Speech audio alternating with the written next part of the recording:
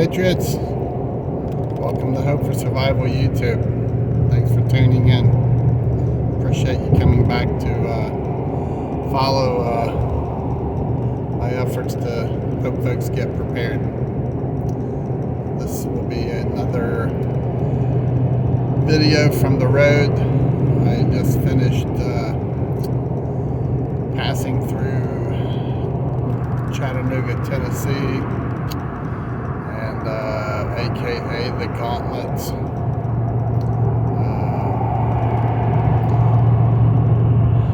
I've driven through Atlanta, Houston, Seattle, San Francisco, Oakland, Los Angeles, Albuquerque, Dallas, Houston, Cleveland, Warsaw, Bucharest, Budapest,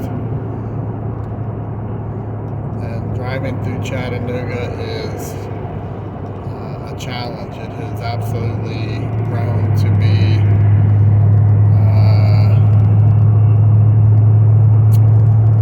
a vehicular jungle with all the road construction, merging highways, and overloaded traffic feeding in from Birmingham and Atlanta, and you've really got to stay on your game driving through. Every time that I pass through, and I've been driving through that area for more so the last 10, 12 years, and it just continues to get worse. And they're trying to expand the highways, and it's just difficult to do because of the river and how much they have to close down lanes to expand lanes and so on and so forth. So every time you get out of there, it's you just want to shake your head and be thankful you made it once again. But I did have my handy dandy survival kit, a Diet Mountain Dew, and some ding dongs. I know some of you can relate to ding dongs. It's a must-have, right? Not a Twinkie fan, so anyway, thanks for being here. I needed a little break there for a moment. In this video, I want to talk about planning and how failing to plan on your part, my part, anyone's part, failing to plan is planning to fail. And I know for many people, especially Hope for Survival followers, family, you get sick of me talking about plan. What's your plan? How you gonna do this? What's your plan? Is it in writing? Yeah, I know, it's just adding another burden on top of your busy day. But I'm telling you from past experience, you need a plan. You need a plan for everything. Okay? And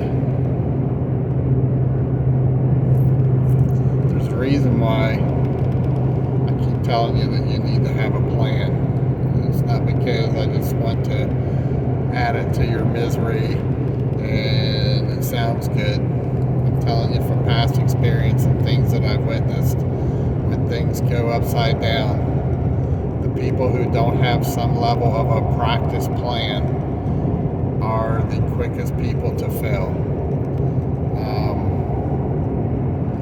I've witnessed it on a large scale, and I've witnessed it on a smaller scale, from a personal level all the way up to a professional level. A lot of people have this mental thought that the federal government has all these plans in place, and whenever A or B or C or D happens at any level, they pull out a plan and that's what they go do. Well, just because some junior level individual at a lower point followed a regulation and wrote a plan that says, in this case, this is what we'll do, it doesn't mean they follow it. All they're doing is filling a square because it's a requirement. Alright? And they may even go out and exercise that plan to see if it makes sense, even if it works. In most cases, they get identified as failure points because either they don't have enough manpower, they don't have enough equipment, it doesn't make sense, they didn't connect the dots, and so forth. But in most cases, plans are at the lower level, and at the senior level, when a disaster happens and the intensity level is off the charts, most people are sitting before their senior boss, shaking their head, yes boss, yes boss, yes boss, and when the boss leaves, they have no clue what's in the plan, and they just start making stuff up, and they start pushing people and resources towards the disaster that are out of line with the plan. So bottom line, in Greek, they don't have a plan. Okay, and the same's going to apply to you.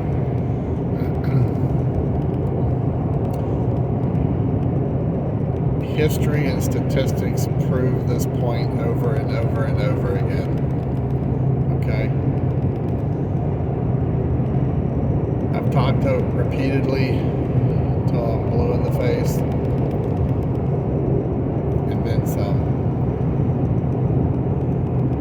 When the intensity level goes up and there's disasters involved, lots of people have never been there before. They don't have operational experience, and oftentimes they look for quick fixes because they don't have a plan, and it bites them in the butt. Oftentimes, when disasters will occur, the first people on scene are going to be your local community. And in most cases, not all, but in most cases, it is your local responders who are going to have a clue.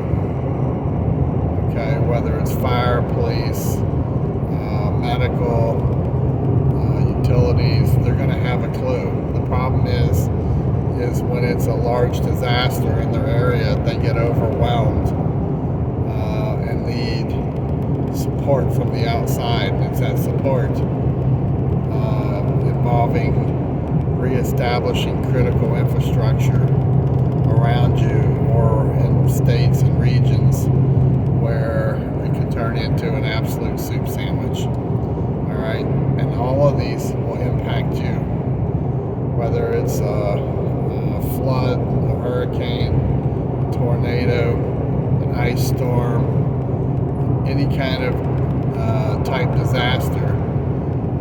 It's going to cut you off from the real world and reality. Okay, and this is where your food and water, utilities, how to stay warm, is important to you. How to protect your family, how to protect your community. When the have-nots start going to the folks that have, then you're going to run into problems. And you can look at Katrina as a recent example of how short a time it was from the point of disaster till there was an absolute collapse. Police officers quit. First responders quit because they valued their life, and they did not want to go into these areas where society had collapsed. Okay? And this is going to have an impact on you or where your supplies and resupplies may be coming from. Okay? If the have-nots start suspecting that trucks are loaded with food and they're not protected, the have-nots are going to start hijacking these foods. And I could go on and on and on and on in this area. But the point here is you and you planning, okay? And I know many of you have been busting your tails and you've been working hard for months, if not years, and you're doing absolutely great things to prepare yourself and your family, okay? And I'm proud of each one of you that I know, and I'm aware of what you're doing, and I tip my hat to you.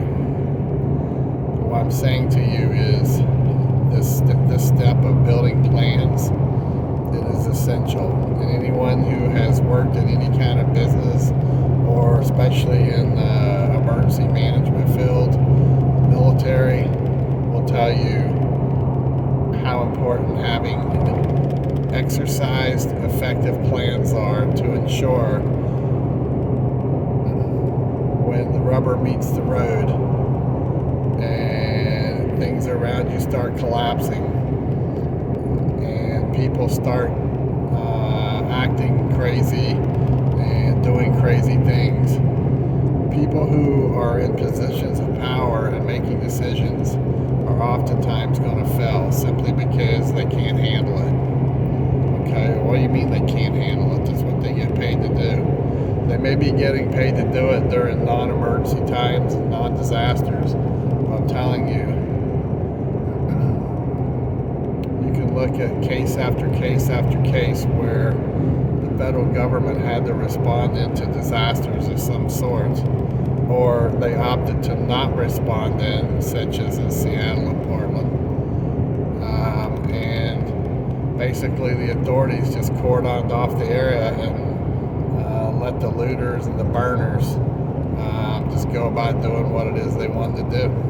And there were reasons behind that, but it doesn't matter. Because if you were one of the ones down in the area, if you got caught, trapped, your home was in the area, if you owned a business in the area, you may have witnessed your own business or home burning. At that point, you're on your own. So what is your plan? How are you going to get out of there? Or you may have a plan for backup water. Yeah, I have a pond 100 yards from my house. My neighbor has it. Okay, well, if you live in an area where temperatures get down to freezing, does that pond freeze in the wintertime? How many months of the year does the pond freeze? Are you going to have stored extra water during that period, or do you have a method that you're going to be able to crack the ice to get the water out? So, what is the plan, right?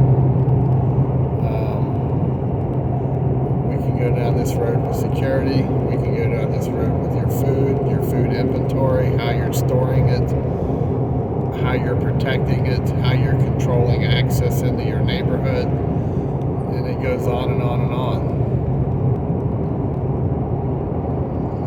With all the recent chatter and media discussion from all different directions talking about a cybersecurity threat,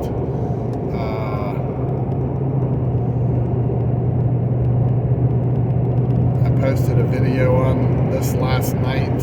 I've been talking about this threat for several weeks, and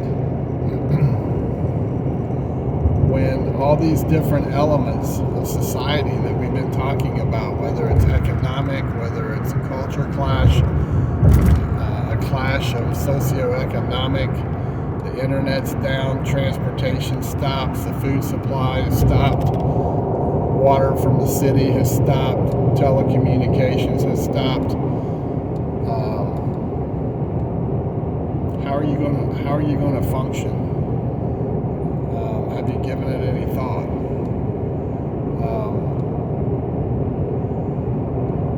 This This is why we talk about self-reliance and building a plan, your preparedness plan, with all these elements in it, as to if and when this scenario happens, this is how my plan, when I will engage it, and this is how it's going to work, right? This is how I'm going to survive during the winter months when I can't grow a garden. This is my plan for when I'm going to grow a garden, and so on and so forth. Okay? No one is going to do this for you. No one at all. You got to do these things for yourself. Sit down at a table, right? Stretch your imagination. It's kind of along the lines of the what if, what would you do scenarios that we do often. All right. You need to game plan these things around your table with your loved ones and with your community. All right. How are you going to stand on your own feet individually, as a neighborhood and a community? How are you going to stand on your feet when these elements you've been planning for starts failing? And they're going to fail. You're going to find that some of the primary plans you have are not going to work. And when they don't work, you've got to react and respond quickly with your backup plan. Okay? If they fail and they don't work, don't get in the corner and pout, because I'm telling you, you won't be the first one who had a plan fail in these circumstances, okay?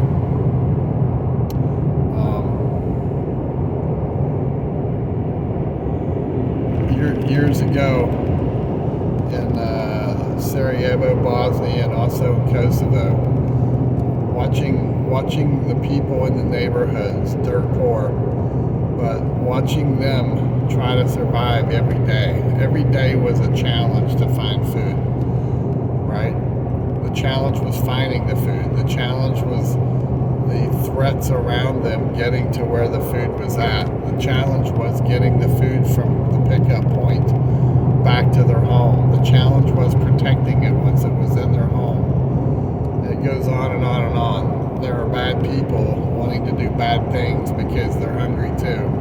And they will not hesitate to hurt you to take what you have. All right? It doesn't matter what region of the world it's at. Humans are humans, and humans have elements psychologically as to how they react and respond when the body starts breaking down, when the body needs water, when the body needs food, when the body feels threatened, when the body gets cold. Okay, when the body witnesses a loved one who may be ill, or maybe a loved one died. All right, we are human, but now is the time that we need to plan for these different elements to stay ahead of the curve when we're on our own. Okay, so you can take it to heart, or you can blow it off. It's totally up to you. I'm just sharing with you, having been there and witnessed it. These are things you need to be thinking about. I've been talking about lately, well, for several years, but more so I've increased it lately. You need to be also focusing on your psychological ability of recognizing, coping, leading. Leading is huge, and so forth. All right? You are in control of you. No one else. You, and if you're a person of faith, it's you and your faith.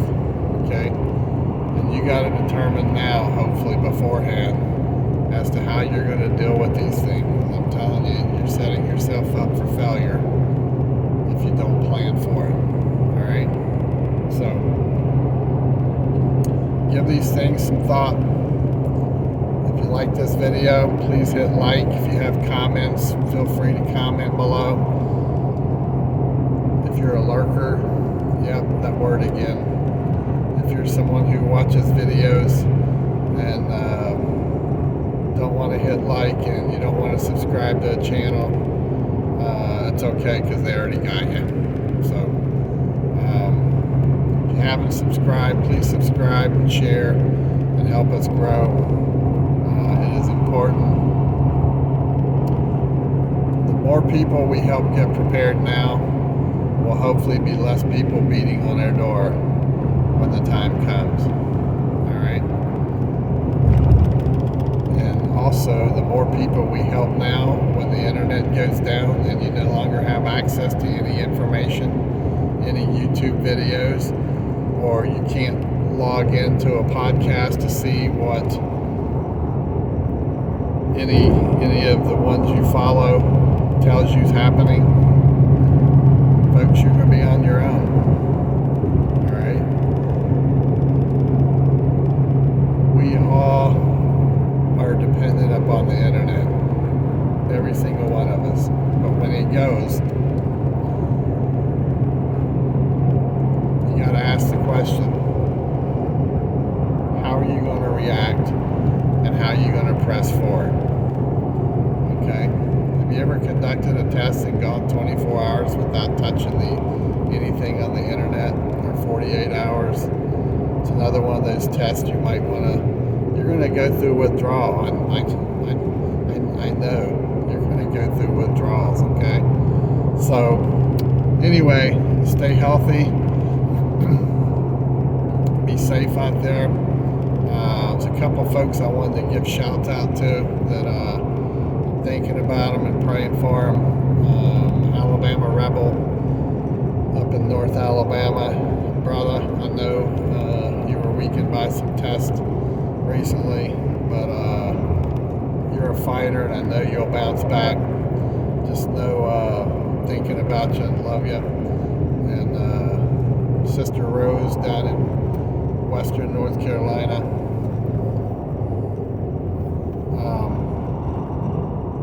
Sister Rose, thinking about you, praying for you, one day at a time, and keep one foot moving forward in your recovery. I hope that every day is a new day for you, and things continue to go positive. And our brother down in Western North Carolina, who is coming to an end on his chemo treatments, thinking and praying for you as well. And our brother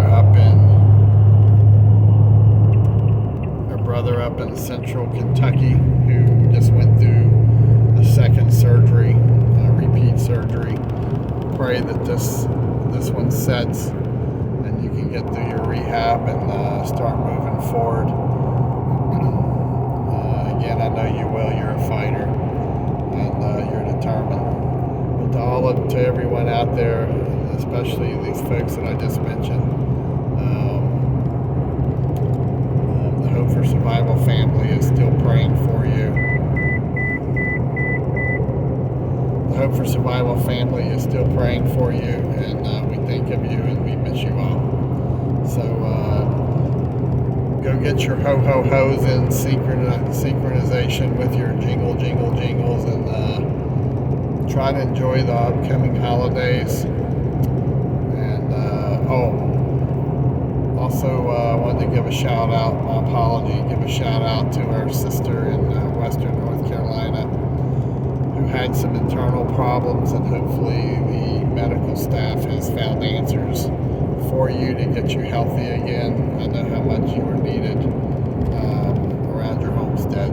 So prayers and love to all of you, and stay safe, and we'll talk to you soon. Bravo Echo out.